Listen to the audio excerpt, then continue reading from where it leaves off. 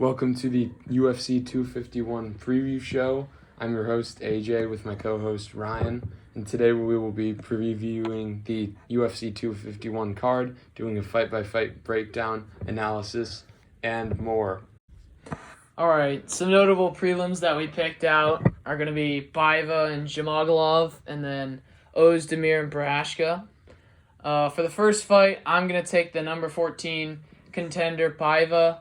Although he's lost 2 of his last 3 fights, beat De La Rosa in his last bout, and I'm going to go with the favorite here in Baiva. What about you? Yeah, I'll go with the 14 seed here. He's the favorite. Jamagalov was supposed to fight at one of the recent fight night events. Of course, travel restrictions prevented that, and that's what Fight Island is for. These international fighters here in both these matchups. Yeah, it's a pretty weak division, so Paiva got that 14 seed here, but I've got him taking this bout right here. In the light heavyweight bout, I'm going to take Ozdemir. He's the 7th seed in the light heavyweight division. He's had some consistency in his career, 17-4, won his last 2 bouts, and I'm going to take the favorite here as well. Yeah, I'm agreed here. He's won his last 2 bouts. Pretty good UFC record here. The 7th seed in the division. Pretty good favorite here in the light heavyweight. Both of these should be great fights.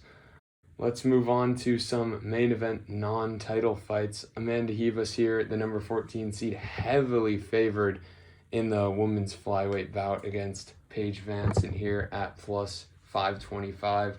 I'm going to go with VanZant here in a shocking upset. Both of these fighters are, relatively new to the UFC, but VanZant has a little more experience here with about 8 to 10 fights on the UFC tour. She's been in it for years.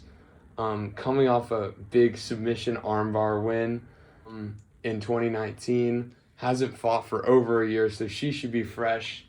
Despite Ribas coming off a 4-fight win streak, I'm going with the big upset, which is, should shock the world. Yeah, and I'm just going to take the minus 750 favorite in Amanda Ribas. 9-1 in her career. She's won her last 4 bouts. I mean, MMA, anything can happen. Wouldn't want to bet on this type of sport. I mean, you always can. There's always something to bet in sports, but minus 750, can't really go wrong. Won her last 2 on decision. Probably win this one on decision. I mean, I'm not saying that she's that far ahead of VanZant. She's only the 14th contender in the flyweight division. But when it's all said and done, I'm going to take Ribas in this one. All right, let's move on to the second bout here. Jessica Andrade against Rose Namajunas. The number 2 seed's favored here, and it looks like we both went with her. This is just a rematch of a match that already happened. So Namajunas lost last time to Andrade, but Andrade went on to lose the championship just a couple months later in August 2019. Both of these fighters haven't fought in over a year or almost a year, so they should both be fresh. Any other thoughts on that fight? Well, yeah, I like the point that you pointed out. Andrade won the last bout between these two, but I think Namajunas has improved since then, and Andrade obviously lost the belt, and I'm going to take the number 2 contender here and the favorite Namajunas. So then we have 3 title fights in this historic card, the first of which being the Jose Aldo and Yan fight. Who do you have in that one? I'm going to go with Peter Yan here. He's got a big win streak going, 9 fights in a row, and Aldo has played his best fighting in the past. He had a great start to his career. He's held belts, and that's why he's ultimately in this fight as the number 6 contender in the vacant bantamweight division that Cejudo left behind here. I mean, he's coming off 2 straight losses. This would be shocking to me if he could pull this one out, but it still should be a great fight. Oh, and who do you have here in this fight? I'm also going to take Yan. I agree with the point that Aldo's work in his career has been done earlier on. I mean, he's really only getting this bout, as you said, because of the earlier achievements. And I'm going to take Yan. I mean, I know he doesn't have the greatest strength of schedule in that 14-1 career, but I mean, this division's really anarchy. He's the third contender, and I think Aldo's past his prime. I'm also going to go with Yan. All right, let's move on to the second title bout. We've got a rematch between Volkanovski and Max Holloway from UFC 245. They haven't fought since December. Who are you going with? I'm going to go with the favorite here in Volkanovski. He only has one loss in a very talented career. Max Holloway, I mean, there's a lot to like about him. His mentality, and he's put together a great career himself, but this is the second match between the two, and Volkanovski won the first in decision, and there's no reason to think he's going to lose this one. I'm going to take Volkanovski again. He's defending his title. I mean, that's a hard thing to do in the UFC, but I just don't think Holloway has enough power to get it done. I'm predicting a decision victory for Volkanovski. You? Yeah, I'm going to go against that, and I think Max Holloway has improved. His hair's grown out, so new Max Holloway here. I'm expecting a lot of fireworks in this fight, and a little upset as well. So now we move to the big one here, the new fighter, the fan favorite.